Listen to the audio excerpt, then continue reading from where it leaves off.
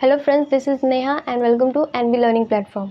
ठीक है, चलिए आज हमारा है लेक्चर है रिप्रोडक्शन इन फ्लावरिंग प्लांट का लेक्चर नंबर 2। ठीक है, लेक्चर नंबर 1 में हमने क्या किया था, हमने इंट्रोडक्शन स्टार्ट करी थी और उसके बाद मैंने प्रीवियस ईयर वाले रिप्रोडक्शन इन ऑर्गेनिज्म के क्वेश्चन करवाए थे। ठीक है, तो प्रीवियस हमने रिवीजन में क्या पढ़ा था, मतलब इंट्रोडक्शन चैप्टर का देखा था, तो हमने देखा था कि प्लांट्स कैसे होते हैं, कि mainly reproduction in flowering plant कहने का मतलब है कि प्लांट ही तो, वो फ्लावर ही तो है, रिप्रोडक्टिव पार्ट है हमारे प्लांट्स का।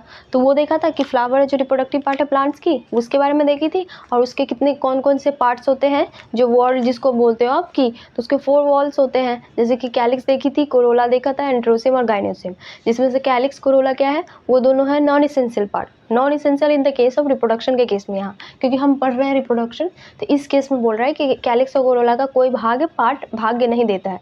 वैसे अगर देखा जाए तो कैलिक्स अट्रैक्ट करती है बहुत इंसेक्ट को, जिसकी वजह से क्या पॉलिनेशन होता है, ये टैग्ड है, मतलब जुड़ा हुआ है, लेकिन वो जो मेन रिप्रोडक्शन प्रोसेस में जो मतलब पार्ट करता है ना, भाग लेता है, वो वाला भाग नहीं है। तो ठीक है, तो लिखा हुआ है कि कैलिक्स कोरोला हमने लिखा था कि नॉन इसेंशियल है, और एंड्रोसियम गाइनोसियम, जिसमें एंड्रोसियम हमारी क्या थी, मेल रिप्रोडक्टिव पार्ट, और गाइनोसियम हमारी फीमेल रिप्रोडक्टिव पार्ट।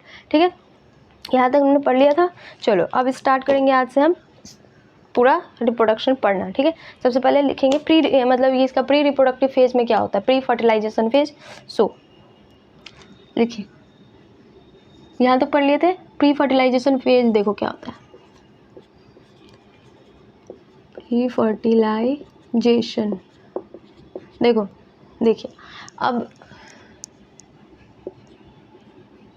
ये वर्ड पहले भी आप सुन रखे होंगे ना, इस वाले चैप्टर से पहले मैंने रिप्रोडक्शन इन ऑर्गेनिज्म में प्री फर्टिलाइजेशन आपको पढ़ाया था। सेम सीक्वेंस वही होगा कि सबसे पहले क्या पढ़ा था हमने कि सेक्सुअलिटी ऑफ, प्री फर्टिलाइजेशन में हम क्या देखते हैं, सेक्सुअलिटी ऑफ ऑर्गेनिज्म। देखो अगर आपको याद नहीं आ रहा है, और अगर आप देखे हो, जो बच्चे पढ़ रहे होंगे सिक्वेंसली उसको याद आ गया होगा, जैसे ही मैंने ये लिखा है प्री फर्टिलाइजेशन, उसको समझ आ गया होगा, डायरेक्ट याद आ गया। लेकिन अगर आप नए हो तो आपको नहीं याद आ रहा होगा, तो आप जाके यूट्यूब चैनल मेरा सब्सक्राइब कीजिए, और सब्सक्राइब कीजिएगा तो उसमें रिप्रोडक्शन इन ऑर्गेनिज्म का जो चैप्टर है वो उसका लेक्चर अटेंड कीजिएगा, तो वो आपको पता चल जाएगा। प्री फर्टिलाइजेशन मैंने सारे स्टेप्स लिखवा रखे हैं, जो स्टेप मैं अभी बोल रही हूँ। ठीक है, प्री फर्टिलाइजेशन में सबसे पहले हमने देखा था कि सेक्सुअलिटी ऑफ ऑर्गेनिज्म, की ऑर्गेनिज्म की सेक्सुअलिटी क्या होती है, उसके बारे में देखा था। जैसे कि देखो, पहला हमने देखा था सेक्सुअलिटी ऑफ ऑर्गेनिज्म। अब यहाँ पे ऑर्गेनिज्म मीन्स क्या लेके चलेंगे हम, प्लांट्स को। ठीक है, रिप्रोडक्शन इन ऑर्गेनिज्म पढ़ा था हमने, रिप्रोडक्शन इन ऑर्गेनिज्म पढ़ा था जिसमें मैंने प्लांट्स और एनिमल्स दोनों को पढ़ा है, लेकिन यहाँ पे बेसिकली हम प्लांट्स को लेके चल रहे हैं, तो यहाँ पर रिप्रोडक्शन ऑर्गेनिज्म का मतलब प्लांट्स लेके चलोगे। ठीक है, फर्स्ट स्टेप यही था। और सेक्सुअलिटी ऑफ ऑर्गेनिज्म प्लांट्स का मतलब क्या हुआ कि प्लांट्स क्या है, प्लांट में की सेक्सुअल कैरेक्टर क्या है, कि यूनिसेक्सुअल है, बाइसेक्सुअल है। ठीक है, जैसे हमने पढ़ा था होमोथैलिक और हेटेरोथैलिक, मतलब दोनों मेल और फीमेल कैरेक्टर दोनों एक ही फ्लावर पे हैं, या मेल और फीमेल कैरेक्टर दोनों डिफरेंट फ्लावर पे है, जो या डिफरेंट प्लांट पे है, वही हमें इसमें पढ़ना है। ठीक है, पहली वाली फेज। और सेकेंड वाले में क्या था कि अब तो चलो हमें ये पता चल गया कि हाँ क्या बोलते हैं सेक्सुअलिटी, कि ये मेल है या फीमेल है प्लांट। उसके बाद देखेंगे कि उसमें किस तरीके की गैमेट्स हैं। ठीक है, कि टाइप्स ऑफ गैमेट्स देखेंगे, तो क्या बोलते हैं उसको कि हैप्लॉन्टिक है, कि यह हैप्लॉइड है या डिप्लॉइड है। अगर कोई मान लो डिप्लॉइड होगी तो उसको हमको कन्वर्ट करनी पड़ेगी हैप्लॉइड में, बिकॉज फर्टिलाइजेशन में हमेशा हमें क्या होती है, हैप्लॉइड भाग लेता है। ठीक है, इसमें तो सेक्सुअल फर्टिलाइजेशन होगी ना, कि एक मेल से आएगा एक फीमेल से आएगा, तो दोनों की हैप्लॉइड 2n ही बनानी है ना, तो 2n कैसे बनाओगे, हाफ मतलब n+n करके ही 2n बनाओगे ना, तो उसके बेसिस पे बोल रहा है। अगर चलो अब सब हो गया, हमने गैमेट भी फॉर्मेशन करा ली। अब गैमेट फॉर्मेशन के बाद क्या है कि आपको गैमेट को ट्रांसफर करनी पड़ेगी। ठीक है, ये देख लिया सेक्सुअलिटी। अब सेकेंड वन हमें बोला था कि types of gamete, means ploidy के बेसिस पे है, प्लॉइडी बेसिस पे पूछ रहा है। थर्ड इज, अगर वो प्लॉइडी क्या बोलते हैं डिप्लॉइड है, तो उसको कन्वर्ट करना पड़ेगा, कन्वर्ट इनटू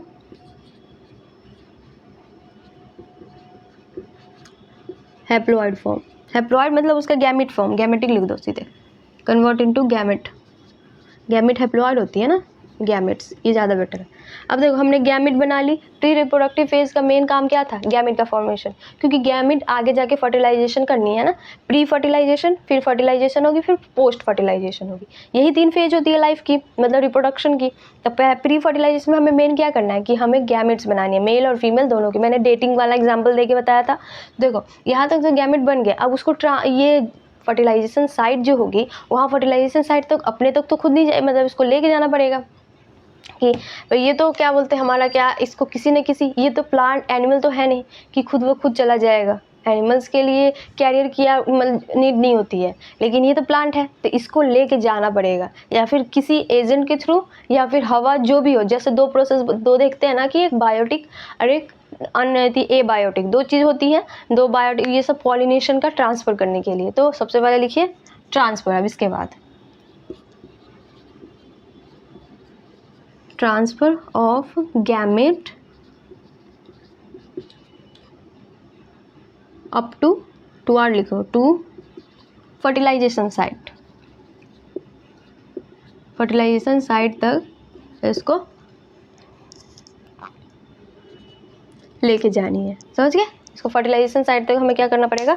इसको लेके जाना पड़ेगा, समझ गए? ये सारे फेजेस हैं, ये सारे फेजेस हमने पढ़ा है, हमने ये आपको डिटेल में मैंने बताया है, तो इसलिए मैं उतना डिटेल नहीं बताऊंगी, बस क्योंकि हमें इसमें बेसिकली प्लांट के लिए पढ़ना है, तो हम लोग सीधे देखते जाएंगे कि प्लांट्स का क्या है, क्योंकि ये सब इसीलिए मैंने बोला था कि मैं पूरा उसमें डिटेल करा देती हूँ। उसमें मैंने डिटेल करा दिया है, तो अब जैसे जैसे उस वाले मतलब जो हमने डिटेल में पढ़ा है ना, तो उस वाले फेज को हम अब कवर कर चुके हैं, तो दोबारा से हम कवर नहीं करेंगे। इससे हमारा क्या होगा ना कि फास्ट होता जाएगा, और आपको फर्स्ट याद भी होता जाएगा। जैसे कि मैं केमिस्ट्री पढ़ाती हूँ, तो मैंने सबसे पहले क्या पढ़ाया आपको? मोल कॉन्सेप्ट पढ़ाया। मोल कॉन्सेप्ट में सारे प्रोसेस पढ़ाया। अब जैसे मैं basic concept of chemistry start करूँगी, तो जो प्रोसेस आपको, जो टॉपिक क्लियर हो चुका है, उसको बस एक बार मैं ओरली बोल दूँगी, तो आप क्या आपको याद आ जाएगा। फिर जाकर बैक वाला लेक्चर देखोगे, तो उसमें मतलब फट से आपको क्या हो जाएगा, पूरा क्लियर हो जाएगा। फिर इससे क्या होता है ना कि नोट्स बनाने ना, मतलब एकदम क्लियर कट बनाना चाहिए हमें। जब खिचपिच मतलब कहने का मतलब मैं ज़्यादा लिखवा दूँ और लिखवाने के बाद आपको याद ना रहे, तो वो फ़ायदा नहीं है। कम लिखो लेकिन ज़्यादा अच्छे से कैप्चर कर पाओ, वो ज़्यादा बेटर होता है, ठीक है?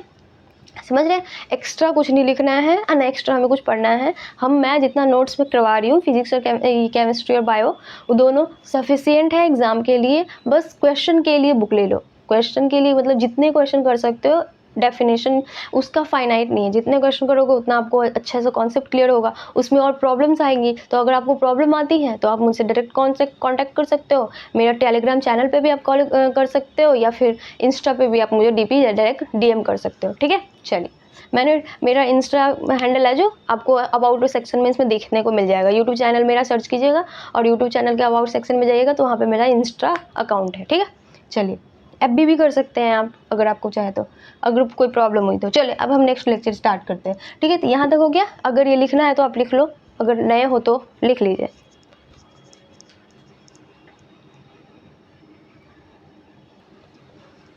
चलिए, समझ गए? नोट कर लिया? चलिए, चलो फिर नेक्स्ट पढ़ते हैं।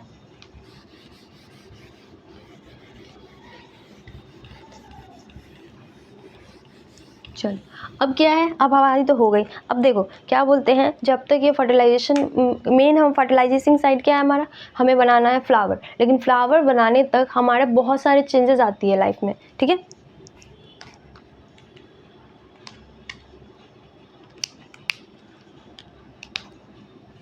लिखो, नंबर ऑफ हार्मोनल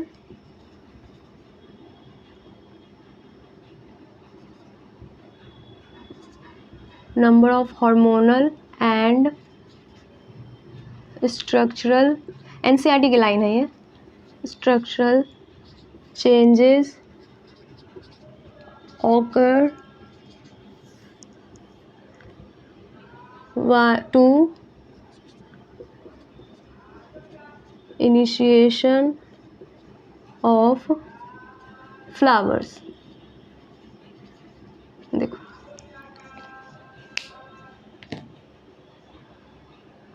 ठीक है? बोल रहा है कि बहुत सारे हार्मोनल और स्ट्रक्चरल चेंजेस ऑकर होते हैं इनिशिएशन ऑफ फ्लावर्स मतलब जैसे फ्लावर बनना स्टार्ट होता है, उससे पहले इसमें बहुत सारी कुछ चेंजेस आती है, स्ट्रक्चर में भी चेंजेस आती है, और स्ट्रक्चर्स में भी चेंजेज आती हैं और उसके साथ साथ क्या होता है इसके हार्मोन्स में भी चेंज आते हैं। इसको रिलेट कर लो। अगर देखो प्लांट्स, पता क्या है कि प्लांट्स हमें जनरली याद नहीं रहती हैं, बिकॉज हम प्लांट्स के पार्ट्स को तो देखते हैं बट हमें समझ नहीं आता क्लियरली क्या है। तो आपको सबसे ईजी ट्रिक है मेरा, मुझे लगता है, मैं कैसे रिलेट करके समझती थी, प्लांट्स को डायरेक्ट रिलेट कर लो ह्यूमन से। जैसे कि आप तो बायो पढ़ते हो तो उतना तो आपको पता होगा, आप कहाँ से मतलब 8, 9, 10th पढ़ के आए हो ना, तो रिप्रोडक्शन तो बहुत हद तक पता होगा आपको, ठीक है। बॉडी पार्ट्स के बारे में भी पता होगा। देखिए क्या करो, प्लांट को रिलेट कर लो ह्यूमन से। जैसे जैसे हम पढ़ते हैं, देखो क्या बोल रहा है कि इसका क्या है, रिप्रोडक्टिव स्ट्रक्चर है फ्लावर, ऑर्गन है फ्लावर। हमारा रिप्रोडक्टिव ऑर्गन मेल का अलग होता है, फीमेल का अलग होता है। यहाँ तक समझ गए। अब देखो बोल रहा है कि नंबर ऑफ हार्मोनल और स्ट्रक्चरल चेंजेस ऑकर होता है initiation of flowering. Initiation of flowering का कहने का मतलब है इसका कि फ्लावरिंग बनाना, फ्लावरिंग मतलब रिप्रोडक्टिव ऑर्गन बनाने तक इसमें बहुत सारी चेंजेस आती है। कुछ हार्मोनल्स भी आती है, कुछ स्ट्रक्चर्स भी आती है। ह्यूमन का ले लीजिए, ह्यूमन का क्या होता है, हम जो बोलते हैं प्यूबर्टी, हमारी प्यूबर्टी फेज होती है ना, जिसमें क्या होता है उससे मतलब बहुत सारी हमारी बॉडी में भी चेंजेस होती हैं, हमारी मतलब क्या, उसके बाद हमारे स्ट्रक्चर्स में भी चेंज होता है और इंटरनली हार्मोन्स में भी चेंज होते हैं। तो सेम रिलेशन मिल गया कि ह्यूमन्स में चेंजेस होती है। क्यों, हम भी मतलब रिप्रोडक्टिव स्टेज तक आने के लिए, प्यूबर्टी का मतलब क्या, आप फर्टाइल मतलब कैपेबल हो जाता है बच्चा, मतलब इंसान, लड़का लड़की कैपेबल हो जाते हैं ह्यूमन बींग, कि अब वो एक नए बच्चे को प्रोड्यूस कर सकते हैं। तभी तो प्यूबर्टी आती है। प्यूबर्टी में फीमेल में क्या होती है, फीमेल में तो ओवरी बनना तो बचपन से ही स्टार्ट होता है, बट वो जो एक स्टेज होती है तब तक वो मेनोपॉज रुकी रहती है। जैसे एम्ब्रियो लेवल से तो ओवरी बनना स्टार्ट होता है, लेकिन वो रुका रहता है। जैसे प्यूबर्टी आता है, प्यूबर्टी आने के बाद वो फिर से स्टार्ट हो जाती है, ठीक है। जो पॉज रहता है वो रिज्यूम मतलब स्टार्ट हो जाता है। और मेल में क्या होता है, मेल में तो प्यूबर्टी पे स्टार्ट ही होता है, मतलब वो क्या बोलते हैं उसको, स्पर्म मतलब बनना, स्पर्म का फॉर्मेशन होना। देखो तो इसमें भी क्या है, एक फ्लावर है, एक फ्लावर का तब तक वो बच्चा ही है, लेकिन जब वो फ्लावरिंग स्टेज में आया तो उसके अंदर हार्मोन्स, हमारे में हार्मोन्स की चेंजेस की वजह से ही तो हमारा मतलब वो मतलब रिप्रोडक्टिव ऑर्गन वर्क करता है। और उसके बाद क्या होता है, बहुत सारी चेंजेस होती हैं। जैसे फीमेल में क्या होता है, ब्रेस्ट का फॉर्मेशन होता है, और मेल में क्या होता है कि वो उसका क्या बोलते हैं उसका, अब उसके साइड इफेक्ट्स मतलब नहीं, उसके साथ अलग अलग चेंजेस भी होते हैं। जैसे वोकल कैविटी, आवाज़ का बदलना, कि मस्कुलर स्ट्रक्चर मतलब मसल्स मेल में क्या होता है, थोड़ा स्ट्रॉन्ग हो जाता है, मतलब मसल्स वगैरह आ जाती है, हेल्थ वगैरह स्ट्रॉन्ग हो जाती है। तो वो सब क्यों है कि आगे जाके वो उस फेज से गुजरेगा तो उसको आगे वो कैपेबल रहे, एकदम ताकतवर रहे। तो वो सब कौन कराता है, जो भी चेंजेस होती है हमारे हार्मोन्स कराती हैं। और स्ट्रक्चर, बाहरी रूपरेखा में तो आप देखते ही हो कैसे चेंजेस हो जाती है। तो सेम इसके साथ है कि पहले देखोगे तो वो कुछ और रहेंगी, जैसे जैसे मतलब ये फर्टाइल फेज में जा रहा है ना। फ्लावर बनाने का क्या मतलब है, फ्लावर बना रहा है, आगे जाके यही पूरा रिप्रोडक्शन करेगा। फिर जैसे जैसे फ्लावरिंग करता है वैसे वैसे इसमें हार्मोन्स की वजह से उसकी स्ट्रक्चरल चेंजेस हो जाती है, हार्मोन्स में भी चेंज हो जाती है। जो बचपन में जो हार्मोन्स रही होंगी उससे ज़्यादा इफेक्टिव और वो दूसरा हार्मोन इस पर वर्क करना स्टार्ट कर देगा, ठीक है। समझ गए, देखो हाँ, उसमें क्या होता है समझ गए यहाँ तक कि दोनों को रिलेट कर लो, आपस में हम दोनों को रिलेट कर लेते हैं ना तो हमें अच्छे से समझ आता है। अब क्या होगा इसमें हो जाता है फ्लावरिंग प्राइमोर्डिया का फॉर्मेशन होना स्टार्ट हो जाता है, ठीक है। लिख लीजिए, फॉर्मेशन ऑफ फ्लावरिंग प्राइमोर्डिया, ठीक है। फ्लावरिंग प्राइमोर्डिया का फॉर्मेशन स्टार्ट हो जाता है। इसके बाद क्या होगा, ये हमारा फ्लावर बर्ड्स बना देगी। आगे जाके ये फेजेस है, मतलब इससे ऐसे गुजरेगा, वो सारे फेजेस में ये वैसे गुजरता है, ठीक है। इसी में लिखिए लीजिए, हाँ। फिर फ्लावर बना देगा, पूरा का पूरा फ्लावर। सबसे पहले फ्लावरिंग प्राइमोर्डिया का मतलब एक छोटा सा फ्लावर निकलने के लिए जो होता नहीं है, किसको क्या बोलते हैं हिंदी में, कली खिलता है, कली से भी छोटा रहता है, जिसको बोलते हैं जस्ट अभी निकल ही रहा है, उसमें से थोड़ा सा छोटा सा रहेगा, वो उसको फ्लावरिंग प्राइमोर्डिया बोलते हैं। फिर इसके बाद बर्ड्स का मतलब तो पता ही आपको, कली, फ्लावरिंग बर्ड्स का मतलब कली यही होता होगा और क्या, हाँ। अब फिर उसके बाद फ्लावर पूरा कंप्लीट फ्लावर बन गया। अब फ्लावर में कंप्लीट बन गया तो उसमें सारे उसके क्या हो जाएंगे, वर्ल्ड बन जाएंगे। 4 वर्ल्ड होते हैं ना, कैलिक्स बन जाएगा, समझ गए, यही फेजेस है। कैलिक्स बन जाएगा, कोरोला, एंड्रोसियम,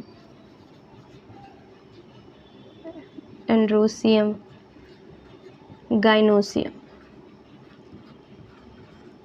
समझ गए। देखिए सारे फेजेस इसके बन गए। ये अब रिप्रोडक्शन के लिए मतलब तैयार हो गया पूरे तरह से, ये अपनी प्यूबर्टी स्टेज पे आ गई।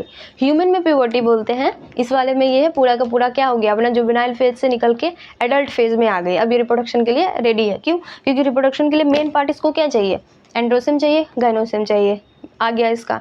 ये दोनों क्या हो गए, फंक्शनल भी हो जाते हैं। ठीक है, हम रहता तो इन मतलब इनमें है, जैसे कि हम में तो ऑर्गन्स है ना पहले से रिप्रोडक्टिव ऑर्गन, फंक्शनल कब होता है, प्यूबर्टी पे आने पे। तो वैसे ही है, इसमें है, लेकिन ये सब क्या होता है और डेवलप हो गया और फंक्शनल हो गया, मतलब अब काम का हो गया, काम की चीज़ हो गई।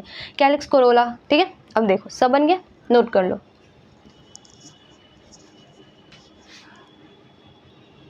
चलिए ठीक है, देखो अब हमें एक एक करके सब पढ़ना है। चलो ये वाला इसको लिख लीजिए, प्राइमोर्डिया का मतलब ये, इसमें अगर आपको कन्फ्यूजन हो रहा है तो ये लिखो, इनिशिएशन ऑफ फ्लावरिंग। जब फ्लावर का फॉर्मेशन ही हो रहा है तो वो वहाँ पे नोट्स पे कुछ बना रहेगा ना, लिख लीजिए initial part of flower, part of initial part by which, through which, that better, through which ज़्यादा अच्छा है, through which new flower produce, जिससे नया प्लांट बनेगा। ठीक है, समझ गए, लिख लो ये वाली लाइन। फिर अब हमें इस चारों को एक एक करके देखना है। ठीक है, देखो ये सब हमारा किस चीज़ में पीरियड में चल रहा है, ये हमारा प्री फर्टिलाइजेशन पीरियड में ही चल रहा है ना। अभी इसको रेडी होगा कि कैसे बनता है, इसमें क्या क्या, इसमें क्या क्या, फिर उसके बाद जब दोनों का फ्यूजन होगा तो ये सारी हमें प्री फर्टिलाइजेशन की फेजेस हो रही हैं। ठीक है, देखो कैलिक्स मैंने बढ़ा दिया था। कैलिक्स का मतलब मैंने बताया था क्या, कि ये ग्रीन कलर का लीफ लाइक स्ट्रक्चर होता है। ठीक है, कोई बस इतना ही पढ़ना है कि बोलेगा कैलिक्स क्या है, तो कैलिक्स है ना ग्रीन कलर का लीफ लाइक स्ट्रक्चर होता है जो उसको नीचे से बेस करके सपोर्ट करने में हेल्प करती है। ठीक है, थैलेमस से डायरेक्ट कांटेक्ट में रहती है। कोरोला मैंने बताया था मल्टी कलर, वो लिखवा रखा है इसलिए मैं बोल रही हूँ, बस मैंने पिछले वाले लेक्चर में लिखवा रखा है, सो आप जाके पिछले वाले लेक्चर देखो, आपको अच्छे से समझ आ जाएगा।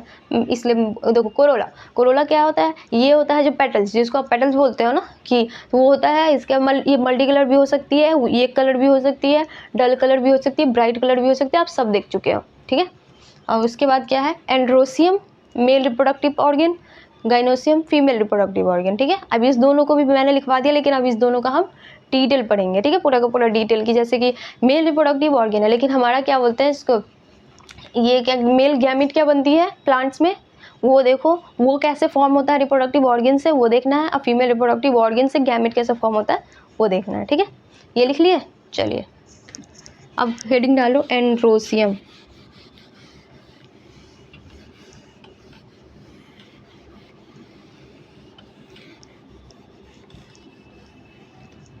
लिखिए एंड्रोसियम।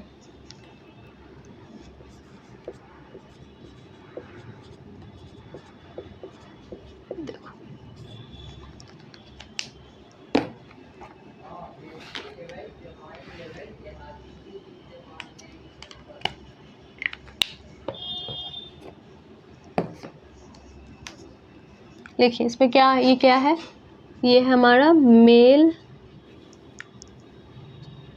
Reproductive organ. ठीक है, चलो इसमें क्या क्या है हमारा, कंसिस्ट नहीं मतलब ऐसा फॉर्म है, इट कंसिस्ट ऑफ, ये है, इसमें स्टैमेन पढ़ना है। स्टैमेन में क्या क्या होता है, एक मिनट,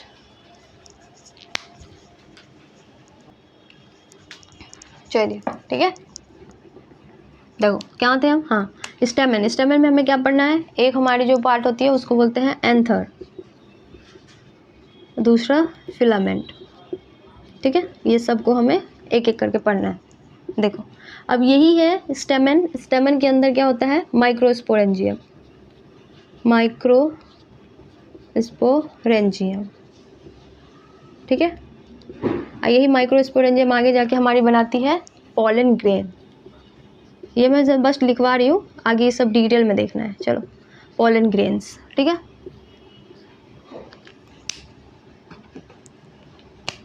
यही हमारा मेल गैमीट है, हमें यही बनाना है, इसी के लिए हम सारा का सारा पेजेस देखेंगे, ठीक है। n, ये कितनी है, इसकी पोलैरिटी क्या होगी 2n, बिकॉज ये क्या है, ये तो पूरा सेल है ना, पूरा का पूरा एक ऑर्गेन है ये, तो ऑर्गेन है तो उसका पोलैरिटी क्या होगा 2n पूरा का पूरा। जैसे कि हमारे में मेल का रिप्रोडक्टिव पार्ट होता है, वैसे ही इसका यहाँ पे ये क्या बोलते हैं स्टेमन का रिप्रोडक्टिव पार्ट है। तो मेल रिप्रोडक्टिव पार्ट क्या होता है, डिप्लॉयड होता है ना, क्योंकि वो पूरा का सेल का ऑर्गेन है, मतलब पार्ट है। चल ये समझ गया। स्टेमन है, एंथर, फिलामेंट, माइक्रोस्पोरेंजियम, माइक्रोस्पोरेंजियम जिसके लास्ट में आपको एम लगा हो ना, IUM, जिसके लास्ट में IUM लगा हो ना, वो सिंगुलर फॉर्म होता है, मतलब सिंगल है, ये एक के लिए ये सिंगल है, ऐसा लिख लो। क्योंकि आगे आपने देखा होगा माइक्रोस्पोरेंजिया IA, ठीक है, तो यहाँ पे ये सिंगल है, एक को बोल डिनोट कर रहा है, तो ये माइक्रो IUM, ठीक है, लिख लीजिए। आगे लिखिए, फिर पढ़ेंगे हम लोग एंथर, फिलामेंट, फिर आगे। चलो नोट कर लो।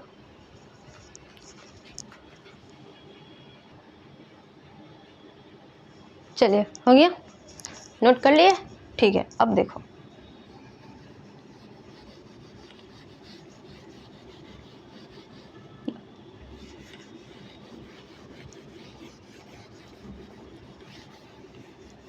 चलो देखो, ये मैंने फिगर ड्रॉ कर रखा है। देखो ये हमारी क्या है, ये हमारे पूरा का पूरा है स्टेमन। स्टेमन का स्ट्रक्चर है ये, जिसमें दो पार्ट होता है, अभी हमने पढ़ा। एक पार्ट होता है जिसको बोलते हैं एंथर, दूसरा पार्ट होता है उसको बोलते हैं हम फिलामेंट। देखिए ये वाली पोर्शन है, इसको बोलते हैं हम एंथर, ठीक है, और ये स्टॉक लाइक स्ट्रक्चर है, इसको बोलते हैं फिलामेंट, ठीक है। और ये जो है ये इसी से हमारी क्या होगी, ये वाली मतलब इसी से अटैच्ड होगी, ये अटैच्ड होगा, it is attached with thalamus, ठीक है। थैलेमस मीन्स ये क्या है, हमारा प्रॉक्सिमल पार्ट है, ठीक है। इट इज का कहने का मतलब हुआ हमारा ये प्रॉक्सिमल पोर्शन, प्रॉक्सिमल जो पार्ट होती है हमारी, लिख लो proximal part of stamen. Proximal part है स्टेमन की, जो अटैच होती है हमारी किससे, थैलेमस से, ठीक है। देखो प्रॉक्सिमल का मतलब क्या हुआ, डिस्टल और प्रॉक्सिमल। प्रॉक्सिमल का मतलब स्टार्टिंग और डिस्टल का मतलब उसका एंड, ठीक है। जैसे कि हैंड ले लो, तो ये हैंड जो दिख रही है क्या, ये वाली ले लो, ठीक है, ये वाली हैंड है, तो इसका ये वाला पोर्शन हमारा प्रॉक्सिमल पोर्शन हुआ। प्रॉक्सिमल का मतलब जो जस्ट अटैच हो, जो आपके जस्ट पास में इस बॉडी के फेसेस से ले, तो हमारा ये प्रॉक्सिमल पोर्शन हुआ ना, ये प्रॉक्सिमल हुआ। और ये जो हमारी फिंगर टिप हो गई, इस फिंगर टिप ये हमारी डिस्टल हुई। तो जैसे ही ये क्या है, यहाँ से ये मतलब हमारा थैलेमस जो नीचे का पोर्शन होता है, उस पोर्शन से अटैच होगी यहाँ से, तो ये वाली पोर्शन हमारी प्रॉक्सिमल हो गई। और टिप ऑफ द एंथर, मतलब एंथर का जो टिप है वो हमारी क्या होगी, डिस्टल वाली हो जाएगी, ठीक है। तो यही है। चलिए अब हेडिंग डालिए डिस्टल एंथर। नंबर 1 पे लिखिए एंथर।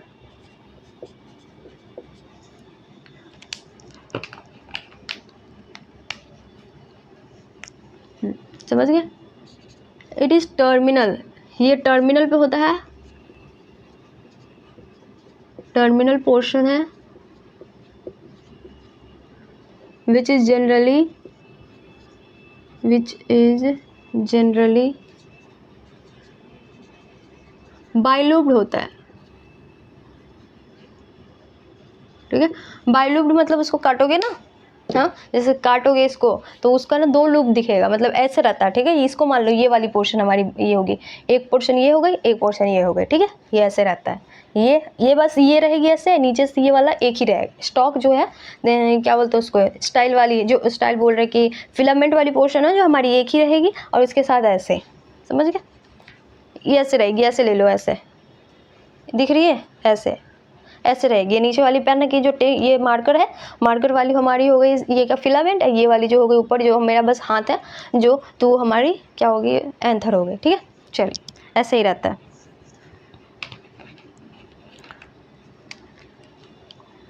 समझ गए। चलो सेकेंड है फिलामेंट। फिलामेंट क्या होता है,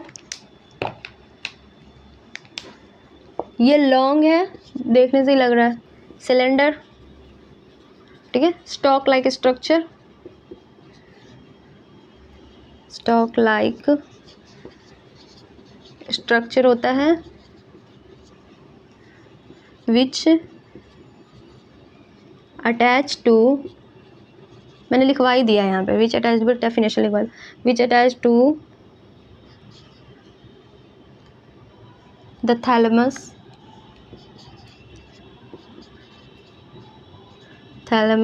बाय इट्स प्रॉक्सिमल एंड, इसके प्रॉक्सिमल एंड से ये थैलेमस से अटैच होता है। ठीक है, चलिए नोट कर लीजिए, एंड नीचे लिख लो, समझ गया। चलिए इसके नीचे लिख लीजिए, यहाँ पे स्टेमन है ये, चल लिख लीजिए।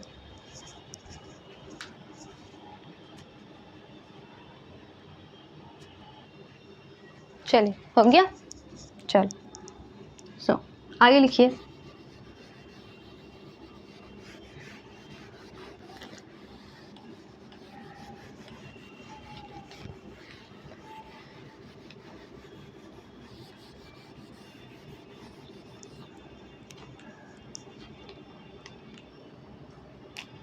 देखिए क्या है ना कि आप बहुत बार नोटिस किए हो कि नंबर और लेंथ ऑफ द स्टेमन, स्टेमन जो होता है हमारा वो क्या बोलते हैं, नंबर में और लेंथ में ना कभी कभी बहुत डिफरेंस हो जाती है। मतलब आप कभी कभी देखा होगा ना किसी फूल को, तो उसमें देखो कि एक स्टेमन जो बड़ा है, बाकी सब इस साइड से निकला हुआ है थोड़ा सा छोटा है, एक ये है उस सबसे छोटा है। जैसे एनसीईआरटी में हमारी फिगर दी हुई है, हाँ उसी में देख लो, हाँ हाँ यहाँ पे है, ये बंद है, हाँ देखो, हाँ देखो एनसीईआरटी में हमारी फिगर दी हुई है यहाँ पे, ये वाली देखिए, इसमें क्या दी हुई है कि एक वाली स्टेमन आपकी क्या है, देखो एक वाली यहाँ पे इतनी बड़ी सी ये दिख रही है ना आपको, ऐसे नहीं होगा, ऐसे ही देखो कि एक वाली क्या है, बड़ी है, उससे छोटी है, उससे छोटी है, एक सबसे छोटी है। देखिए देख रहे हैं ना कि नंबर और स्टेमन का ना क्या बोलते हैं, वो नंबर भी है, नंबर भी जिसमें मतलब मान लो किसी में 5 होगा तो किसी में 6 भी हो सकता है, 7 भी हो सकता है, डिफर करता है मतलब। और उसके बाद उसके साथ साथ उसकी साइज पे भी इफेक्ट पड़ती है, उसकी साइज भी डिफर करता है। ठीक है, समझ गया। चलिए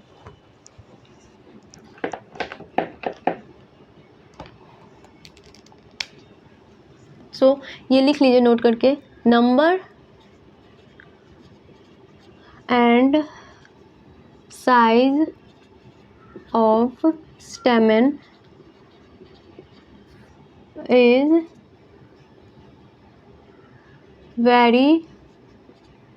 variable। देखिए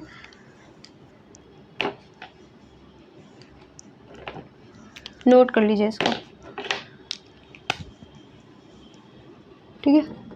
ये जो वेरिएबल होती है कि जितने जो प्लांट होंगे उसके अकॉर्डिंग वेरी करता रहेगा। ठीक है, चलो अब हमें पढ़ना है एंथर। एंथर में हमने पढ़ा था कि ये बाइलूब्ड स्ट्रक्चर होता है हमारा एंथर। ठीक है, तो उस बाइलूब्ड स्ट्रक्चर के अंदर ना आपको थीका मिलता है, मतलब एक बाइलूब्ड स्ट्रक्चर में 2 होते हैं, 2 गोले से बने होंगे। अभी मैं गोला बोल रही हूँ लेकिन उसको क्या बोलते हैं मैं बता रही हूँ कि वो गोले से बने होंगे, तो उसको थीका बोलते हैं। तो वो एक जैसे थीका हुई और फिर इसके साइड इस साइड भी एक थीका, तो उसको बोलते हैं डाइथिकस। ठीक है,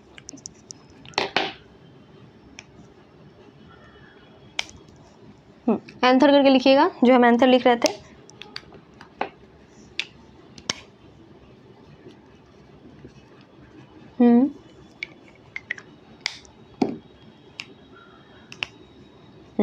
क्या लिखा था हमने कि ईच एंथर इज बाइलूब्ड, 2 लूब्ड थी, बाइलूब्ड in which each lobe contain, प्रत्येक लूब में क्या होता है कि एक थीकस होती है। ठीक है,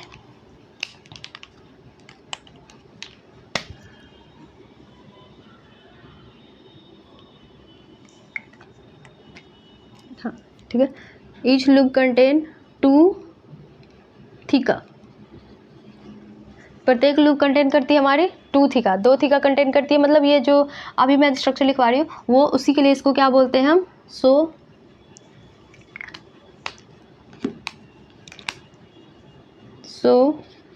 इट इज कॉल्ड, इसको बोलते हैं हम क्या, डाइथिकस। ठीक है, इसको हम डाइथिकस बोलते हैं, मतलब दो का मतलब क्या हुआ, डाइथिकस, 2 डाइथिकस हो गई, ठीक है। प्रत्येक लूप कंटेन करता है 2 लूप, जो जिस लूप की वजह से हम इसको क्या बोलते हैं, डाइथिकस। चलिए नोट कर लीजिए, फिर इसको मिटा कर मैं दिखाती हूँ आपको। चलो नोट कर लो,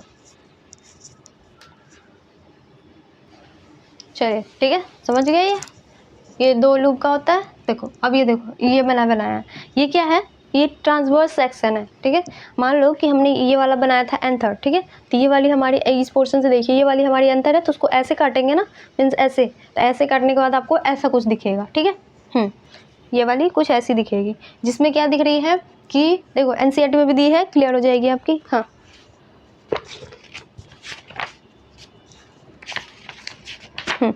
ठीक है, देखो एनसीईआरटी में दी हुई है, ये वाली कुछ दिखेगी। ये वाली पोर्शन क्या है कि जैसे कि ये पूरा पोर्शन था,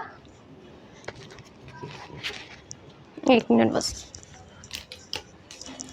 देखो ये वाली पोर्शन हमारी थी, इस पोर्शन को हमने ऐसे कट किया, इस पोर्शन को हमने ऐसे कट किया, ऐसे देखिए, ये वाला ऐसे कट किया हमने, ठीक है। ये वाली ऐसे कट करने के बाद आपको ये वाली पोर्शन दिखेगी, ठीक है।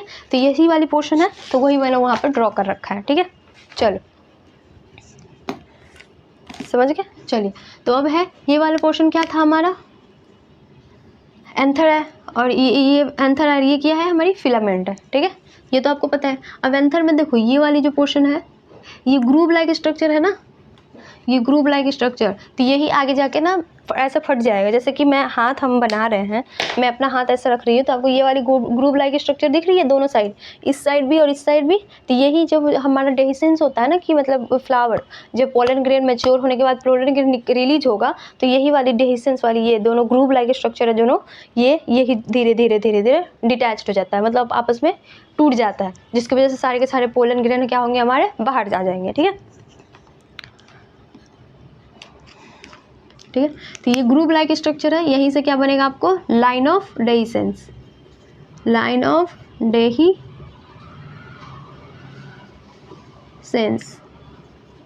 ठीक है, यहाँ से। और ये देखो ये वाली जो पोर्शन है, ये हमारा पोलन सैक है, ठीक है, ये हमारा पोलन सैक है, पोलन सैक, जिसके अंदर ये वाली है स्पॉट सी, ये पोलन ग्रेन है, ठीक है। चलो, और ये हमारा लाइन ऑफ डेहिसेंस बनेगा, आगे जाके यही हमारी लाइन ऑफ डेहिसेंस बनाएगी। चलो समझ गया ओवरऑल आपको। चलो यही हम आगे जाके क्या करेगी, लाइन ऑफ डेहिसेंस हमारी फॉर्म करेगी, और उसके बाद जब मैच्योर हो गया तो उसका टूट जाएगा, फिर पोलन ग्रेन अपने अपने जहाँ जिसको जाना है, जैसे जिस थ्रू, मतलब जिस ट्रांसपोर्ट के थ्रू जाना है वैसे वो चला जाएगा, ठीक है। ये वाला मिटाओ, ये लिख लिया था ना, चलो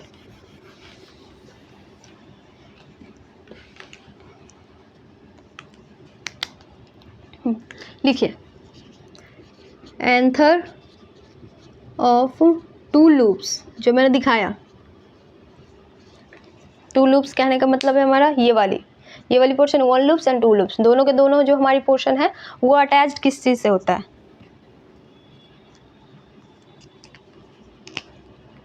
ठीक है।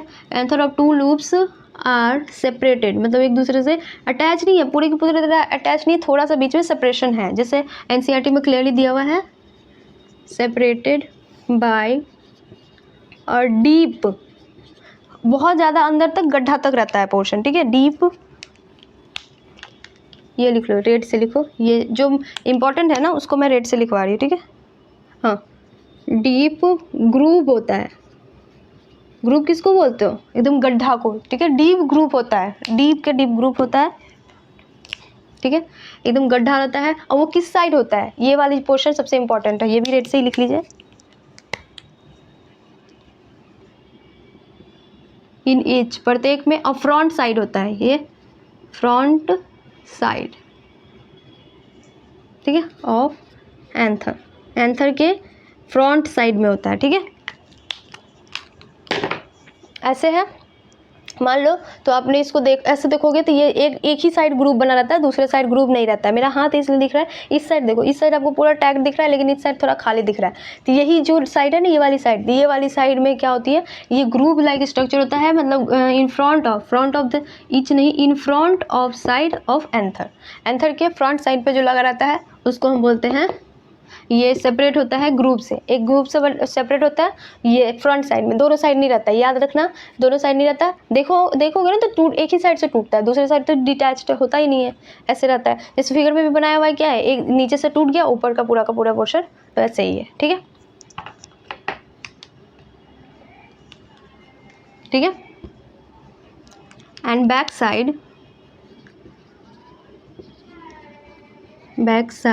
साइड भी ये अटैच होता है, अटैच्ड टू ईच अदर, एक दूसरे से, ठीक है, बाय ईच अदर बाय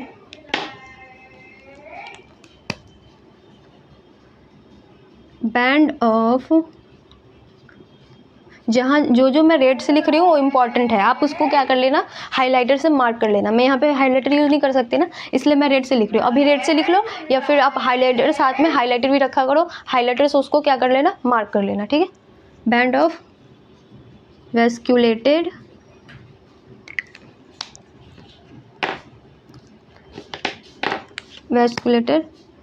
इसी से लिखते हैं स्टेराइल टिश्यू। ठीक है, एक वेस्कुलेटेड स्टेराइल टिश्यू होता है, उससे ये दोनों मतलब पीछे साइड से अटैच्ड होता है। ठीक है, चलिए समझ गया, चल नोट कर लो।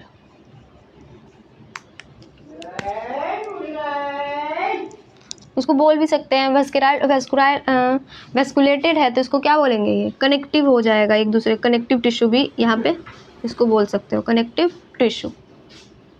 ठीक है,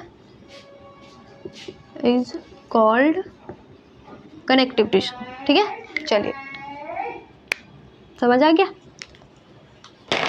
देखो अगर समझ नहीं आता मैं दोबारा से दिखा देती हूँ। देखो ये हमारी हो गई, क्या बोलते हैं, स्टेमन। टोटल पोर्शन हमारी हो गई है स्टेमन। बस मेरे हाथ में देखो, ये देखो जैसे प्रणाम वाला ये सेशन है ना, ऐसे प्रणाम करते हैं, तो ये वाली हो गई हमारी स्टेमन। ठीक है, ये एक साइड देखो ये कितनी फिक्स है, हाँ तो ये फिक्स है, मेरा हाथ है इसके लिए, लेकिन ये ऐसा पूरा का पूरा फिक्स रहेगा। और इस साइड देखिए ये ग्रुप लाइक स्ट्रक्चर बन रहा है, ये वाली पोर्शन, तो ये वाली पोर्शन है जो फ्रंट साइड पे होती है बस। और ये डीप ग्रुप मतलब कुछ ज़्यादा ही ग्रुप लाइक दिख रही है, तो यही क्या करेगा आगे जाके हमें डेहिसेंस में टूटता है। और सेकंड वाला है जो एक दूसरे से अटैच्ड है, जो एक लूप ये हुई दूसरी लूप ये हुई, तो एक दूसरे से अटैच्ड होती है। ठीक है, ये दोनों अटैच्ड होता है जिस चीज़ से, उसको हम बोलते हैं कनेक्टिव, जहाँ मतलब दोनों एक दूसरे से कनेक्ट करके रखा हुआ है। ठीक है, चलो नोट कर लीजिए।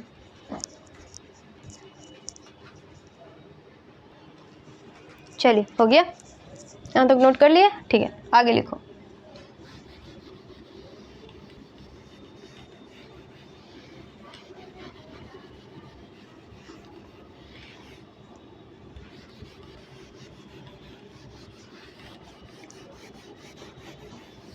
देखो हो गया।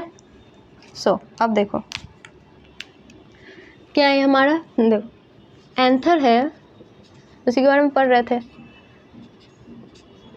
It is 4 sided tetragonal structure.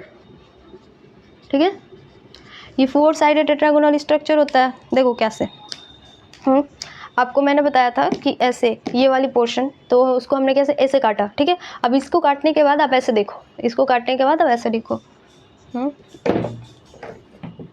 Imagine कर लीजिए ये हमारा ऊपर का एंथर वाला पोर्शन है, नीचे का फिलामेंट अभी छोड़ देते हैं। ठीक है, इसको ये वाला था, इसको हमने इसको बोलते हैं ट्रांसवर्स सेक्शन, इसको बोलते हैं लॉन्गिट्यूडनल सेक्शन। ठीक है, अगर आप बीच से मतलब जैसे बीच से नहीं, जैसे ये खीरा होता है ना, खीरा, हाँ, खीरा की आप जो मैं ये क्या बोलते हैं सैलेड बनाने के लिए ये काटते हो ना ऐसे गोला गोला गोला गोला, उसको बोलते हैं हम ट्रांसवर्स सेक्शन। लेकिन ऐसे जो भाग में काट देते हो 1 2 3 4, तो उसको बोलते हैं ऐसे स्ट्रेट ही रहता है लंबा सा, उसको काट देते हो, उसको बोलते हैं लॉन्गिट्यूडनल सेक्शन। सो ट्रांसवर्स सेक्शन, लॉन्गिट्यूडनल सेक्शन समझ आ गया। देखो तो हमने खीरा काटा, तो खीरा काटो, खीरा का आपको शेप देखना है कि खीरा के अंदर कैसे बीज अरेंज होता है। तो वो कैसे देखोगे कि इसको पूरा का पूरा ऐसे काट देंगे, हाँ, तो वैसे ही हमने इसको काट दिया, एंथर को काट दिया। तो अब एंथर को काटने के बाद अब इसको आंसर को पलट के ऐसे देखो, तो आपको क्या दिखेगा, ऐसे देखोगे ना तो आपको दिखेगा क्या कि 4 ना ये बना हुआ है, एक छोटा छोटा सा गोला गोला सा बना हुआ है, ठीक है, होल होल जैसा 4 बना हुआ है। और उस 4 होल के अंदर हमारा क्या रहता है, पॉलन ग्रेन्स रहती है, ठीक है। और वो 4 होल्स जो है ना, तो वो दोनों तो एक दूसरे के साथ एक साथ दो अटैच्ड होकर रहेंगी, 1-2 डेहिसेंस करती है, तो उसको बोलते हैं पॉलन सैक, ठीक है। जो 4 पेयर 4 है वो उसको हम पॉलन सैक बोलते हैं, उसको ये, और वो जो 2 है तो उसको पॉलन सैक बोलते हैं, वो 4 जो कटा हुआ है उसको माइक्रोस्पोरेंजियम बोलते हैं, ठीक है। तो यही लिखा हुआ है हमारा कि हमारा इट इज़ 4 साइडेड, ये जो एंथर का जो 4 साइडेड टेट्रागोनल स्ट्रक्चर है उसको हम बोलते हैं, उसके अंदर, ठीक है, इसके अंदर ये कंसिस्ट करता है क्या हमारा 4 माइक्रोस्पोरेंजियम, माइक्रोस्पोरेंजियम, ठीक है। मीन्स एक वाले साइड के अंदर 2, मतलब एक होल के अंदर 1 माइक्रोस्पोरेंजियम, ठीक है। चलिए, ये लोकेटेड कहाँ होता है कि ये जो कॉर्नर पूरे का पूरा माइक्रोस्पोरेंजियम का जो साइड का कॉर्नर होगा ना वहाँ पे लोकेटेड होगा। देखो अगर इसी में ले ले,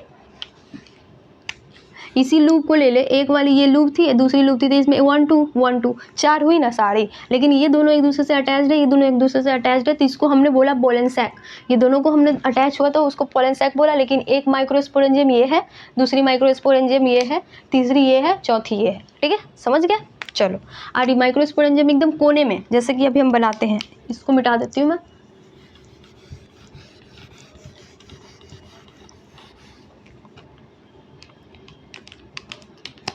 जैसे कि देखो ये पोर्शन हो गई हमारी,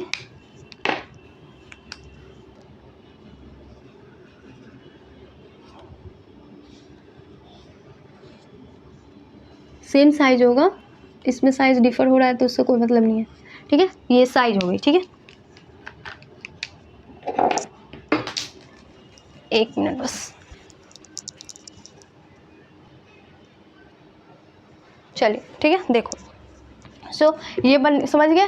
देखो ये हमारी लूप्स है, ये क्या है हमारी लूप्स, ठीक है। अब देखिए,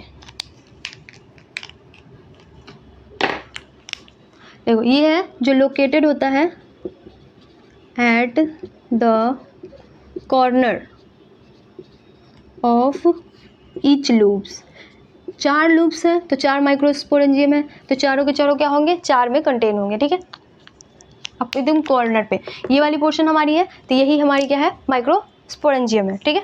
चलो, और ये वाली जो ग्रुप जैसी मैंने बनाई है, ये जो मैंने बताया था पहले ही, ये अटैच अलग नहीं है, ये मैंने अलग नहीं किया है कि ये जैसे टूटने का तो कटा कटा पोर्शन दिखेगा ना, एक साइड से इसको ज्वाइंट भी कर सकते हो, ये वाला पोर्शन तो है, तो वो ऐसा ही बना हुआ है, ठीक है। ये लॉन्गिट्यूडनल ग्रुप्स है, ठीक है। चलिए, समझ गए। देखो अब ये माइक्रोस्पोरेंजियम है, इस माइक्रोस्पोरेंजियम को आगे डेवलप होने के बाद इसके अंदर क्या बनेगा, पोलन सैक। ये तो पोलन सैक थी, अब इसके बाद ये क्या बन जाएगी आगे डेवलप होने के बाद,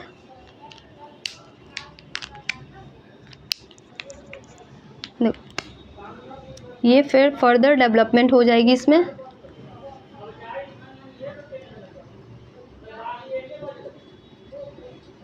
फर्दर डेवलपमेंट हो जाएगी इसमें, हाँ। और ये बना देगा हमारा पोलन सैक, जिसके अंदर पोलन स्टोर होती है।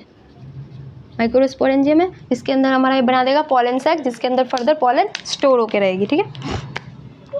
ये लिख लो माइक्रोस्पोरेंजियम, माइक्रोस्पोरेंजियम, ठीक है, समझ गया। चलिए, ये फर्दर पोलन सैक डेवलप हो गया, फिर इसके अंदर क्या होगा, हमारा पोलन ग्रेन का फॉर्मेशन, ठीक है।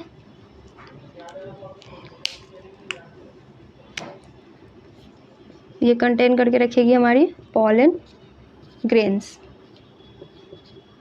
पॉलन ग्रेन्स इसके अंदर कंटेन पॉलन ग्रेन्स। ठीक है, चलो देखो समझ गए। अब आपको इसमें प्लॉइडी भी पूछ सकते,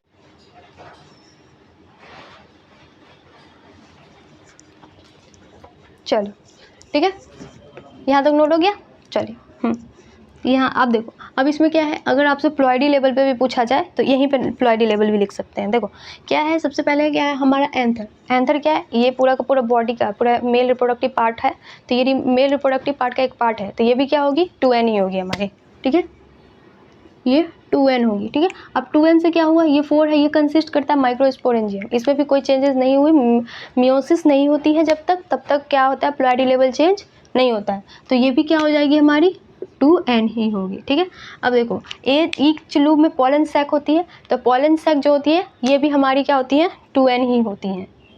ठीक है, बट पॉलन सैक में क्या होता है मियोसिस होता है। अब मियोसिस होने के बाद क्या बोलते हैं उसको, ये मियोसिस हो जाएगी और इसके बाद ये कन्वर्ट हो जाएगा n में। ठीक है, सो अभी मैं बताऊंगी कैसे कन्वर्ट होता है, बट अभी प्लॉइडी लिख लो कि यहीं पे अगर याद रखा तो ये हैप्लॉइड हो जाएगी। पॉलन ग्रेन्स है हमारी, पॉलन ग्रेन्स क्या हो जाएगी हमारी हैप्लॉइड। ठीक है, चलिए नोट कर लीजिए।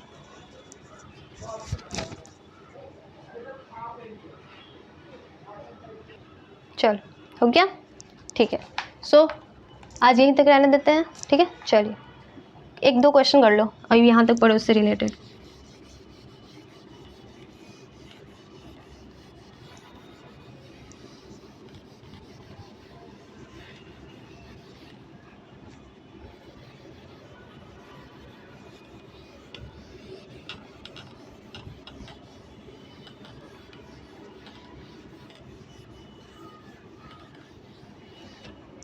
चलो 1 मिनट रुक जाइए बस। चलिए ठीक है, सो ठीक है, चलिए आप क्वेश्चन स्टार्ट कीजिए लिखना। क्वेश्चन नंबर 1 हेडिंग डालिए। क्वेश्चन नंबर 1 है ए टिपिकल एंजियोस्पर्मिक एंथर, ए टिपिकल एंजियोस्पर्मिक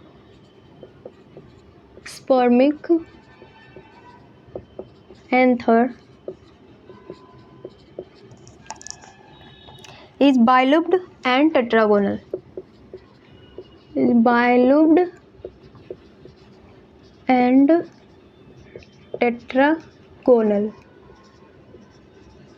ठीक है, consist of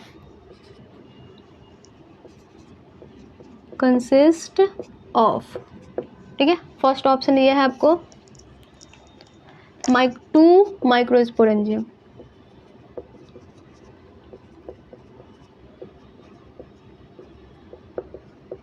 second is A B है, बी इज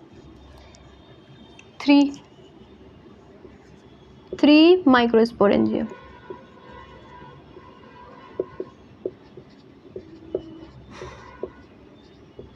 ठीक है, सी है हमारा 4 माइक्रोस्पोरेंजियम।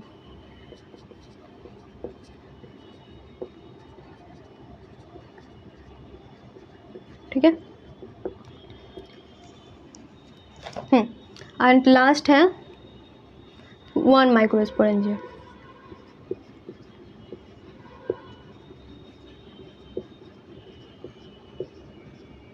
ठीक है, देखो तो आंसर लिखना है हमें।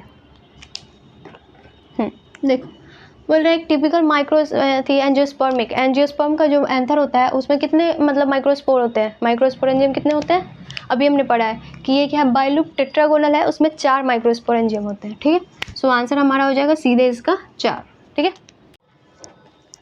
चलिए हो गया, ये क्वेश्चन हो गया। चलो एक और क्वेश्चन लिखिए। क्वेश्चन नंबर 2 बोल रहा है proximal end of the filament,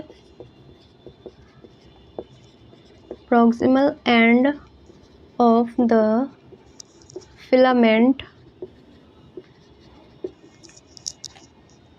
is attached to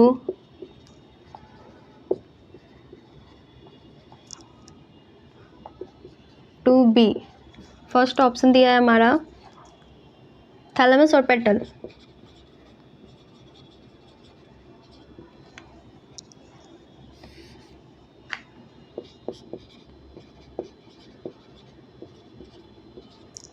thalamus और पेटल, एंथर बी है, एंथर सी है, कनेक्टिव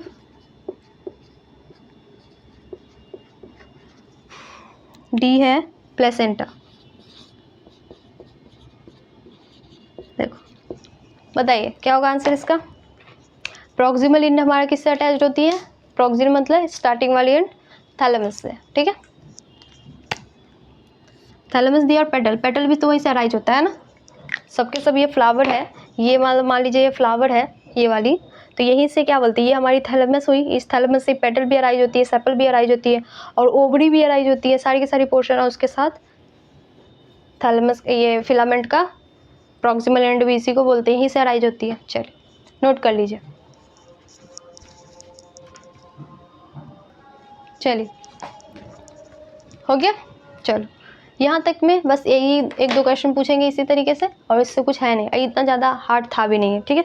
चलिए सो रहने देते हैं आज यहीं तक न।